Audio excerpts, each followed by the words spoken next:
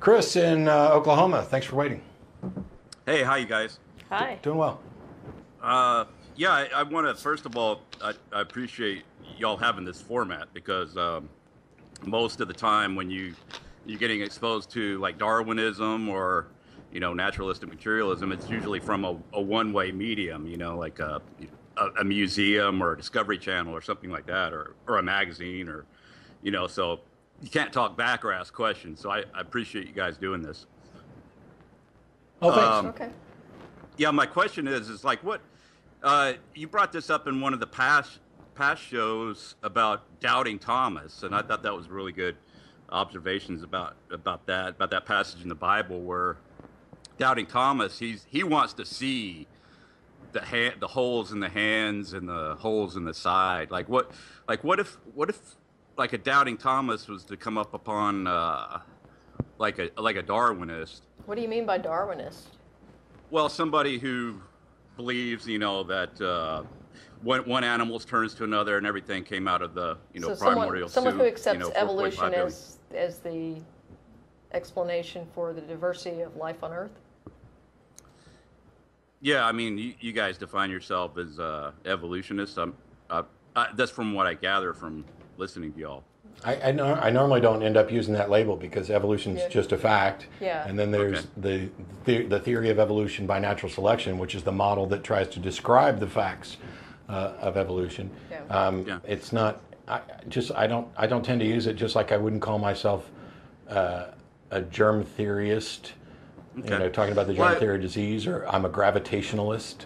I mean, it's just science. But let's say like I'm doubting Thomas, and I mean, there's all. I understand there's all kinds of stuff that's out there that's presented as facts that Darwinian evolution is true. I understand that there's tons of stuff, like what brand of floor wax you choose. It's like, oh, that's evolutionary marketing, and then that's proof of Darwin. I have no idea what that last sentence meant. Yeah, and so why do you keep throwing Darwin's name into this? Well, I mean, it's just a kind of a handy label, I guess. What would you prefer? It's an incorrect label because the theory has changed. The theory has changed significantly since Charles Darwin proposed the model. Okay, it's just evolution. It's just evolution. Okay. Theory of evolution. Let's say evolution. Okay, it happened, and and let's say I'm a doubting Thomas type, and I believe in it's an extraordinary claim. It's an extraordinary claim to state that, new information gets into the genome through a purely random process, and I want to see proof. I want to stick my hands on the side. I want to put my hands on the nail. What would you suggest to me at that point? Well, I'd start off at many of the websites that are devoted to teaching evolution in simple terms. Princeton's got the philosophy one. It's Berkeley. It has a really good evolution site. There's also talkorigins.org. But there's a number of really kind of straightforward explanations. If you want something that's kind of like, the hole in the hand type thing, then I would take a look. Direct observation. I would take a look at Ken Miller and what he's talked about with regard to chromosome 2, the fusing of chromosome 2, and how we've determined that actually happened, because that, along with, for example, Francis Collins, who's the former head of the Human Genome Project and is an evangelical Christian, and yet accepts evolution because of the scientific evidence from DNA, and along with Ken Miller, specifically chromosome 2 showing the fusing that demonstrates conclusively we are great apes. The fusing that took place in chromosome 2 and how they identify it. And then you can go on from there to talk about the observations of speciation, which some creationists want to just say, well, it's still the same kind, but kind has no value in science. And under the definitions of speciation, the only real objection that anti-evolutionists can offer that puts a real problem for evolution is to say that we live in a young universe. Because the key to evolution is time. The key to diversity is time. And so that's why you have, Ken Ham and others who are advocating for a young Earth. They see the Earth as 6,000 to 10,000 years old, and if they were correct, then the entire model for evolution would crumble if the Earth were young, because there's not enough time there to do anything. Absent but everything that you've given me so far up to this point is just merely a claim. I mean, I know that you could.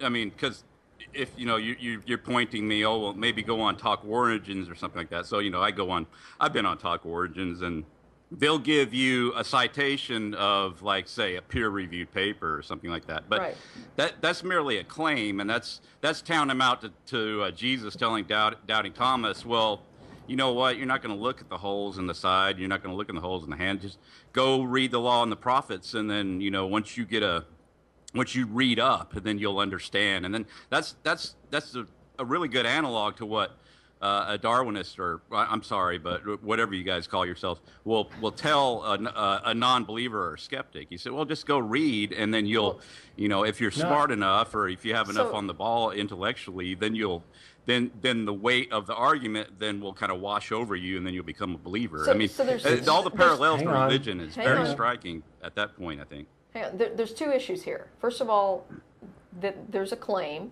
okay? And the second is that you hear the claim and you don't know how to evaluate the evidence.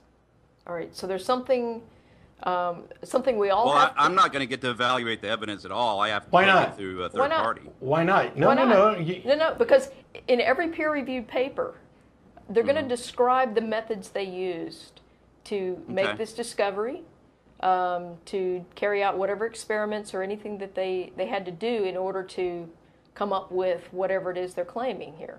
I mean, the people who go to college don't just read a book and say, oh, these dating methods are correct. You can actually test these dating methods. You can also investigate fossils. You can also look at the DNA. I mean, this is not just a claim to say, oh, here's chromosome 2 and it fused. They're not just making a claim. They're providing the evidence. Hang on. They're providing the evidence and their methodology for examining and why they reached this particular conclusion.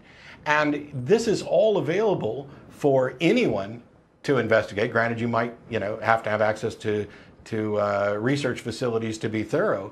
But that's the reason that science goes through this peer review process, because the bulk of science in the modern world is an attempt to disprove something else. And it gets us towards a more refined model that doesn't claim to be true or absolute. They're all probabilistic models that are tentative based on the evidence.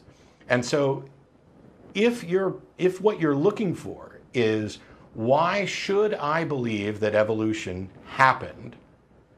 The evidence is out there in overwhelming quantities and is available for claims people. Of evidence. No, the actual evidence is out there. Claims about observations. No, wait a minute. That gets to exactly. I'm doubting Thomas. Stop. I want to see. I want to put my hands in the. I don't believe that you want to see. I don't believe that you want to investigate, because when we tell you where you can go and what you can do to actually investigate, you just want to say those are claims. It's not just a claim. Well, it's predicated on this idea that there's this kind of standard called peer review. Yes. And that is somehow like sort of tantamount to something being evidence in and of itself. No, it isn't.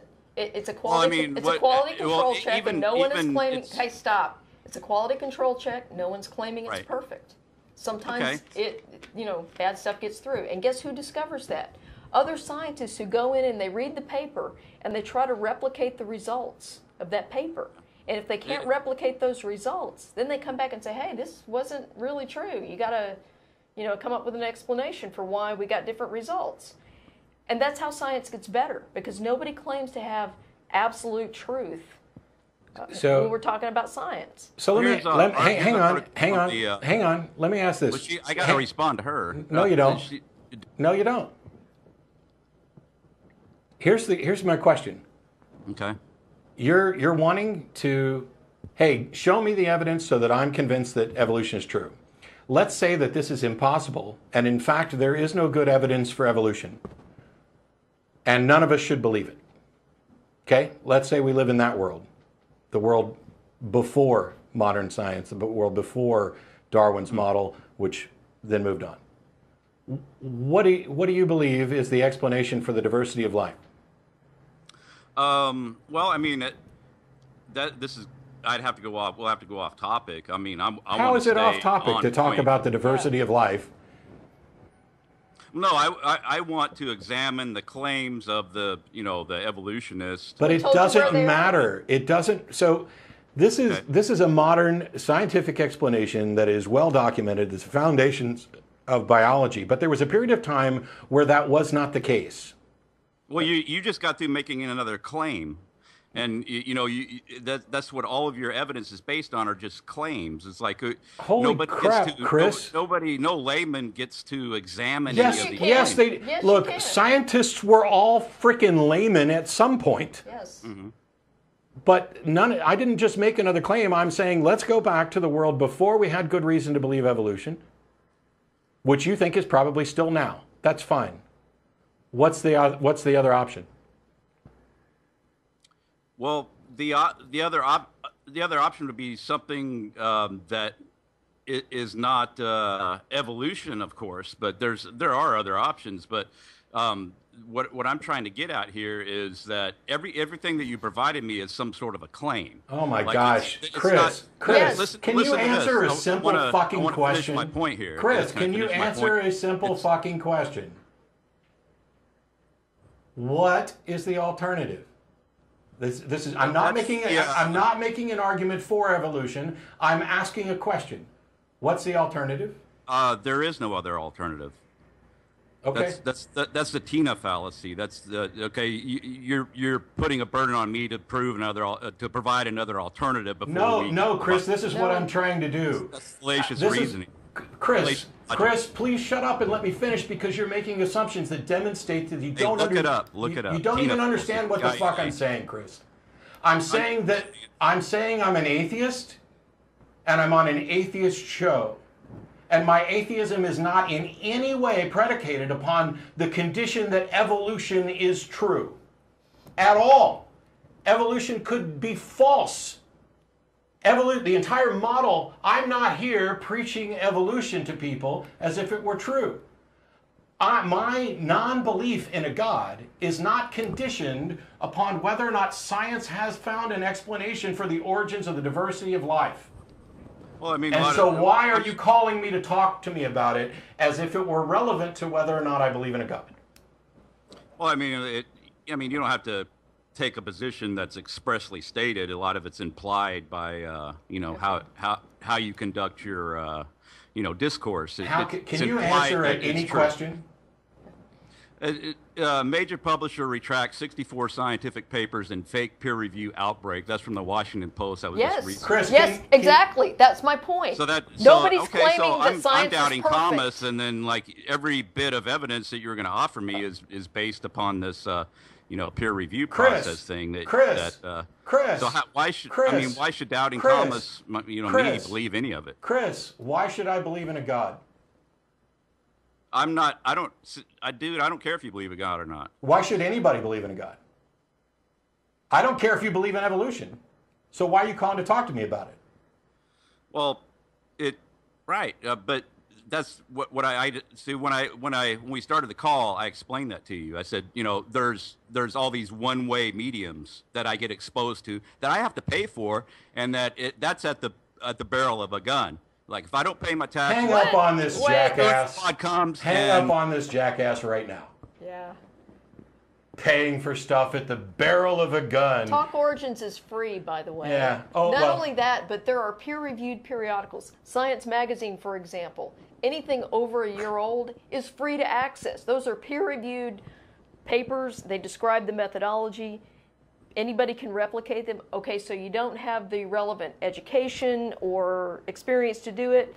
You can get those. But it's all just claims, Jen. I know. Yeah, until you actually go out and that's why when the atheists get your PhD and replicate the work, and then it's not just a claim anymore. That's a comforting little delusion you've constructed there, Chris. But if you don't have the fucking chops to go get your PhD and actually do the work, then shut up.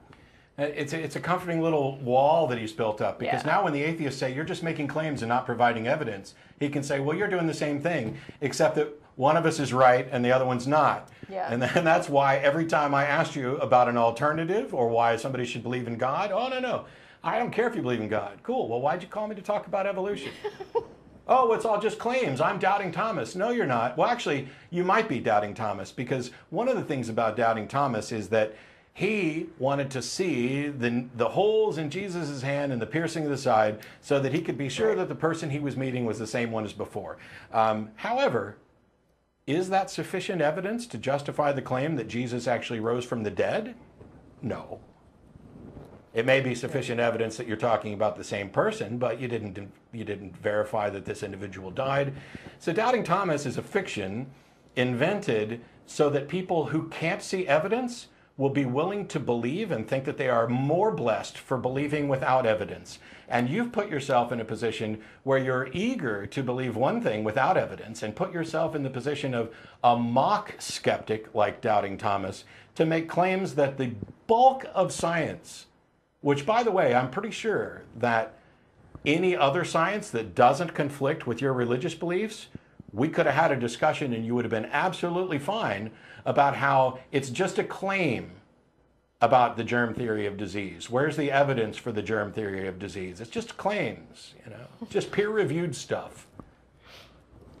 Those damn scientists, they don't know what they're doing. They have their papers retracted all the time.